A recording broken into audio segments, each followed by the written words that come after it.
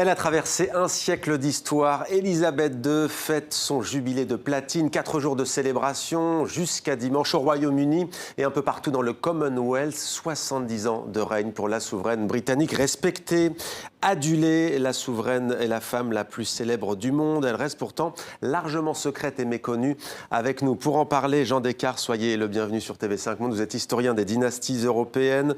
Votre nouveau livre a pour titre « Pour la reine, hommage à Élisabeth II ». C'est aux éditions Perrin. La première question, elle est simple. Élisabeth II est montée sur le trône un 6 février 1952. Une longévité jamais égalée dans la monarchie britannique. Quelle est la portée de cet événement, de ce jubilé de platine ? Eh bien, ça rappelle au monde qu'Élisabeth II est le seul chef d'État en fonction à ce jour qui a vécu la Deuxième Guerre mondiale. Elle avait 13 ans en 1939.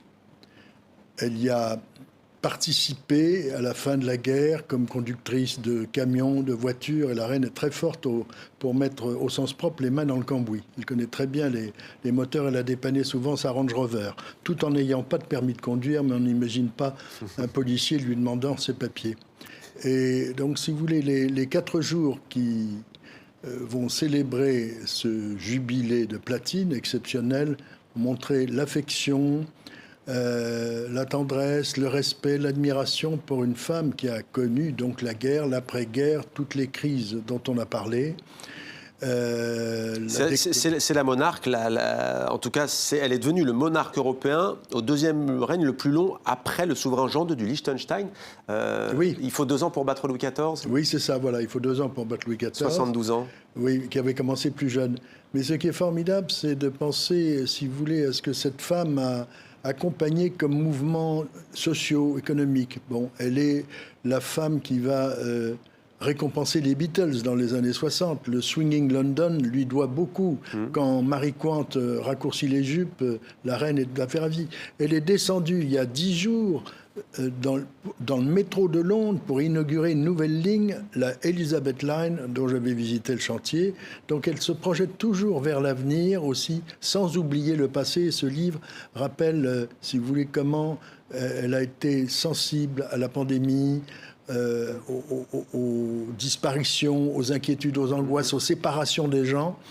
Déjà, en 1940, elle avait fait un discours, elle était toute jeune avec sa sœur, dans une émission à la BBC, L'heure des enfants, pour dire qu'elle compatissait, qu'elle était près des familles séparées, des gens qui avaient perdu, des marins notamment, parce qu'il y avait un sous-marin qui avait été coulé, etc. Il y a une sorte de respect des autres qui est formidable chez la reine, et que les gens ont appris à aimer. Il y a eu des crises de confiance après la mort de Diana, bien entendu, mais ça n'était pas facile pour elle. Et puis il y a cette reconquête extraordinaire avec le mariage de William et Kate, la reconquête aussi en s'appuyant sur le passé à la mort de sa mère, la reine-mère, à l'âge de 101 ans. Et donc elle a vécu tout ce que le monde a vécu depuis la guerre, et elle peut le raconter tout en ayant vu, par exemple, son visage modifié sur les billets des livres, et toutes les modes et toutes les techniques. Elle a des comptes Instagram, elle est tout à fait dans le coup. Alors, diriez-vous que tout un peuple est aujourd'hui uni derrière sa souveraine? Vous allez répondre à la question, mais d'abord, on va partir à la rencontre de Margaret Tyler. Elle a 78 ans et elle remporte sans doute la couronne parmi les admiratrices et les admirateurs de la reine d'Angleterre. Regardez. Rien qu'à l'extérieur, le ton est donné. À Wembley, au nord-ouest de Londres, Margaret Tyler est une institution. Bonjour et bienvenue. Entrez, je vais vous faire visiter. Pénétrer dans l'antre de la septuagénaire est une démarche quasi anthropologique. En 40 ans, Margaret Tyler a amassé plus de 12 000 objets liés aux membres de la famille royale. D'abord circonscrit à une seule pièce, la tentaculaire collection s'est étendue à mesure que ses enfants quittaient le foyer. Pour cette salle consacrée à la princesse Diana, la retraitée a fait agrandir sa maison. Quant à celle-ci, la plus récente, elle est déjà pleine. Quand j'ai commencé, il n'y avait pas grand-chose ici. Puis mon fils m'a donné cette table parce qu'il n'en avait plus besoin. Alors j'ai rempli la pièce qui est devenue la salle du jubilé de la reine. On a fait construire toutes ces étagères et mis toutes ces tasses parce qu'il n'y avait plus assez de place. Cette passion pour la famille royale, Margaret l'a contractée très jeune. Quand à 19 ans, elle quitte son Herefordshire natal pour s'installer à Londres et se rapprocher de Buckingham. Depuis, la septuagénaire est devenue, comme ceux qu'elle admire tant, un mythe à l'échelle locale. Beaucoup de ces objets viennent de la boutique de la reine à Londres. Et parfois, quand un nouvel objet arrive, ils m'appellent et me disent « Margaret, tu veux qu'on mette ça de côté pour toi ?» Ma fille est venue avec moi une fois et elle m'a dit « Maman, comment connaissent-ils ton nom ?» Et j'ai dit « Eh bien parce que je viens souvent ici. » Elle ne se rendait pas compte à quel point. C'est désormais chose faite. Dorénavant, ses enfants lui interdisent d'aller sur Internet pour éviter qu'elle ne dépense trop. Margaret Taylor a de quoi se consoler pourtant avec les célébrations du jubilé. Elle suivra les festivités à la télévision entourée d'amis, mais une fois seule, elle regardera tout en replay. Une deuxième fois, confie-t-elle, pour assouvir tranquillement sa passion. Récit signé Antoine Delpierre. Jean Descartes, diriez-vous donc que le peuple britannique, à l'image de Margaret Taylor, est derrière sa reine?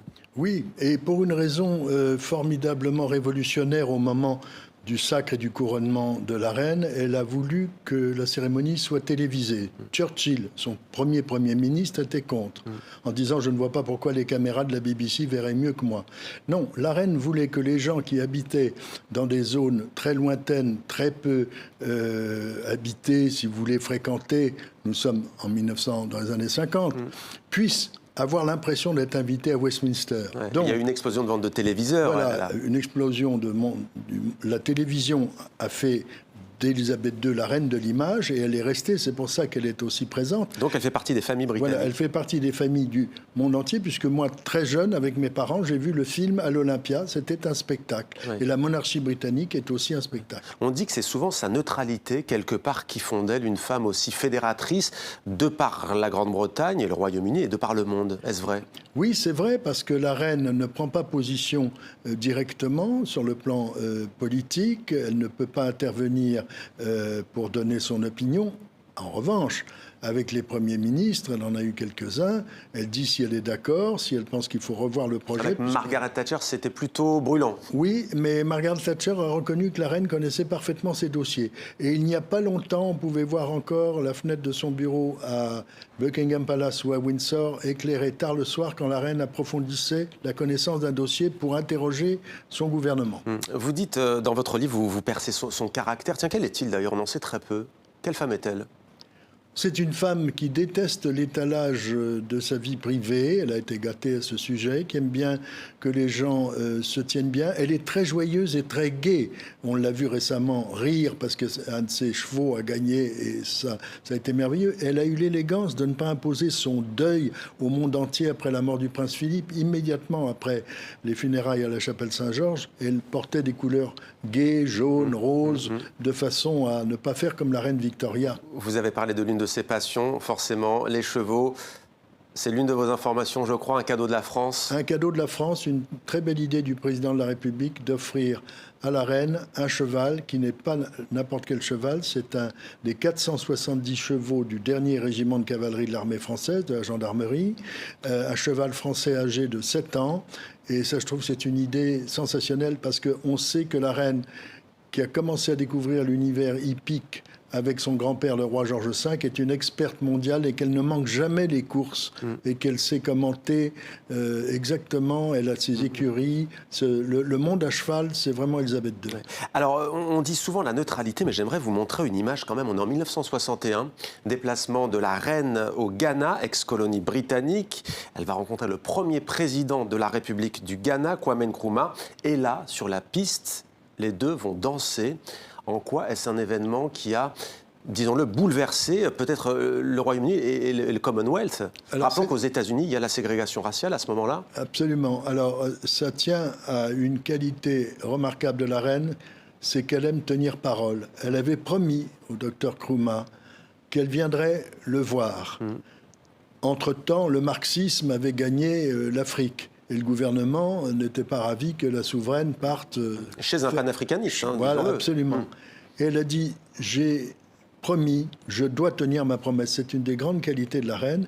Donc on a vu effectivement ce séjour dans l'ancienne colonie de Gold Coast extraordinaire où la reine danse en robe du soir avec le président Nkrumah en smoking, qui déclare après, je cite, « C'est la plus belle et la plus merveilleuse reine socialiste du monde ». Et ça ne l'a pas empêché, la reine, lors de ce voyage, d'aller voir le fils d'un opposant emprisonné, ce qui n'avait pas plu pour le coup à Kwame Nkrumah. Les années 1980-1990, on a déjà évoqué l'association délicate avec Margaret Thatcher.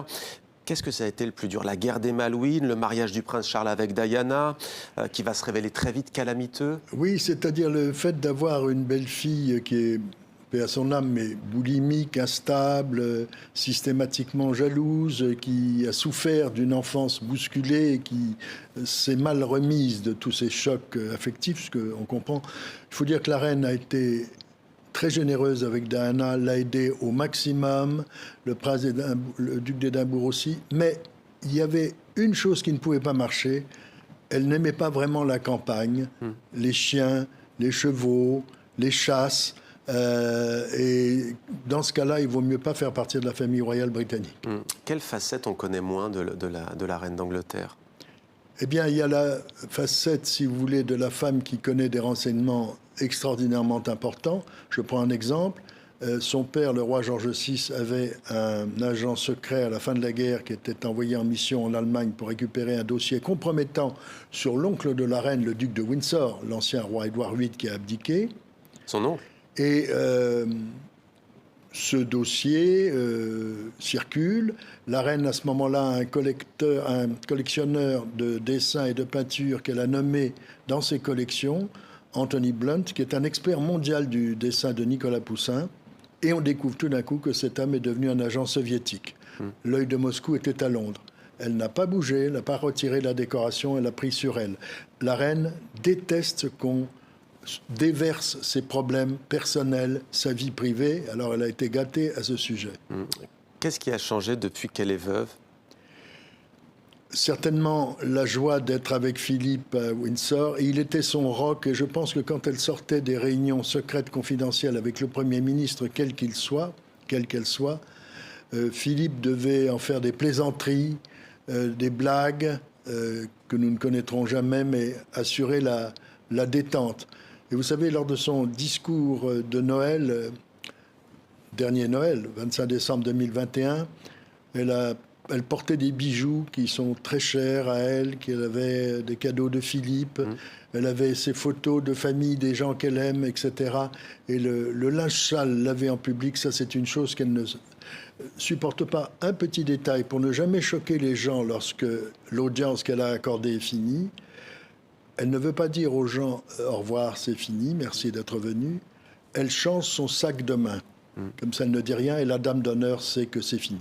Merci beaucoup, Jean Descartes, d'être venu nous parler de la reine Elisabeth II qui fête donc pour 4 jours son jubilé de platine, 70 ans sur le trône britannique. Votre livre est publié aux éditions Perrin. Merci, Jean Descartes.